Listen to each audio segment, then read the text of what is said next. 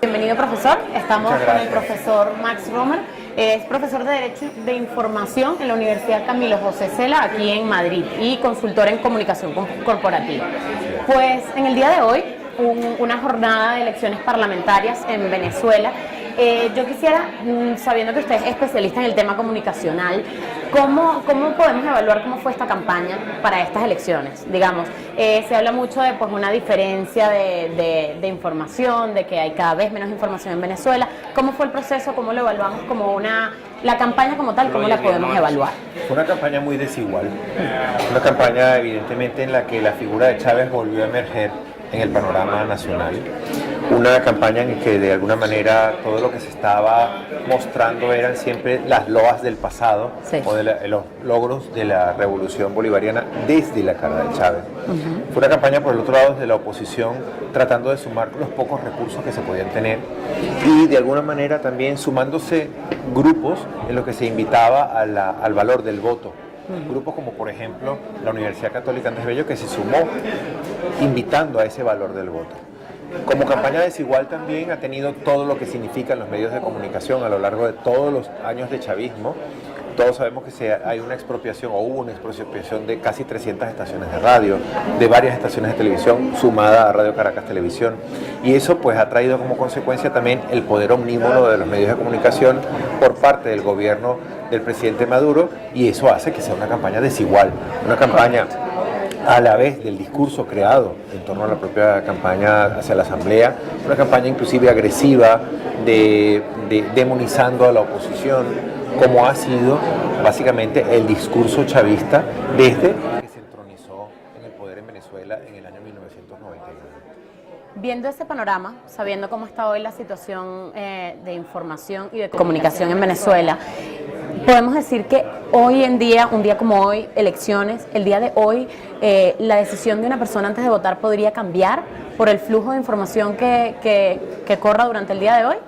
Yo creo que ahí hay dos cosas importantes, ¿no? Hay que entender tres elementos en el mundo de la comunicación pública en un ámbito como ese. Okay. No estamos hablando de personas que no sepan qué está pasando en Venezuela. El ciudadano común en Venezuela vive todos los días lo mismo. Sí. Tiene que hacer una fila o una cola para la compra de alimentos. Está aterrorizado con la posibilidad de que alguno de sus miembros de su familia o a su propia o a sí mismo lo maten por cualquier circunstancia. Está aterrorizado por la tenencia o no tenencia de un teléfono celular. Correcto. Esas cosas que pareciera que son desde lejos de la distancia una cosa extraña, sí, si se lleva realmente a cifras, implica que un ciudadano cae en manos del AMPA cada 20 minutos. Y eso no es fácil. Eso pesa mucho, eso pesa mucho. La campaña que se puede hacer es una campaña de oferta. Te voy a dar carne y votas, te voy a dar una tablet si votas. Ese tipo de cosas que ya también el venezolano sabe de esas muchas dádivas que ha ido recibiendo a lo largo de todos estos años por el voto, a cambio del voto. Sí. Se ha cambiado el voto por un bocadillo y una botella de ron, y una franela, una camiseta roja. Esas cosas han creado a una estructura de un ciudadano que sabe a qué se va. Si vota a favor del gobierno del presidente Maduro, no del gobierno del presidente Maduro, por una asamblea roja, por una asamblea parcializada, no, vamos a decir, una asamblea mayoritariamente del chavismo, ¿sí? Pues bueno, sabe a qué se enfrenta. Y si vota hacia una asamblea vinculada a la unidad de la oposición, pues también sabe a qué podría enfrentarse. Yo creo que a pesar de que la comunicación política de la campaña ha sido tan desigual, ha sido tan persecutoria, ha traído como consecuencia el uso de las redes sociales más que nunca, que la propia oposición ha tenido que valerse de todos los mecanismos necesarios de las redes sociales para poder posicionar un mensaje. Correcto. A pesar de todo eso, el propio venezolano, el ciudadano que está hoy, en este momento, haciendo una cola frente a un colegio para ir a votar, sabe qué país tiene. Puede vislumbrar qué país quiere o podría tener a partir de esta noche. Y entonces, en ese caso, ¿cuál es su recomendación para quien está en Venezuela en este momento. Incluso nosotros que estamos desde afuera, hoy lo que estamos intentando hacer es pues mantener un flujo informativo, digamos, correcto, tratar de hacer llegar la información a quien está allá y tal vez le falta información y creen información que, digamos, al final no es información, sino pues rumores que al final se hacen muy grandes con esa falta de información. ¿Cómo podemos aconsejarles a no dejarse llevar por eso o a ser partícipes en todo caso de no continuar con esos rumores? Pero primero votar. Lo primero que tiene que hacer cualquier ciudadano que tenga intenciones de cambio o intenciones de permanencia, ¿sí? Es ir a votar. Las dos cosas.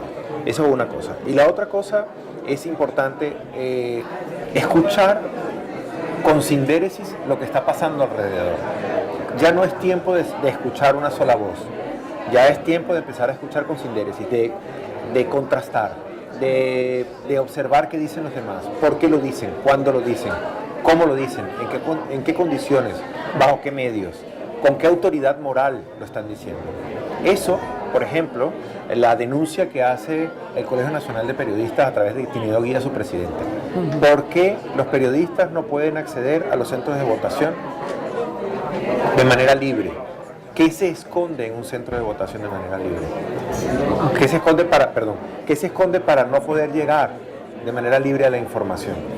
Ese tipo de información, ese tipo de denuncias que están ocurriendo en el panorama venezolano, hay que escucharlas, hay que prestar atención, hay que ver qué canales de comunicación están utilizando tanto los del área del chavismo como de la oposición. La oposición ha tenido que inventarse medios de comunicación para estar de alguna manera informando a la ciudadanía y para poder estar presente tanto en las redes sociales con contenidos como en los propios mecanismos de comunicación contemporáneos.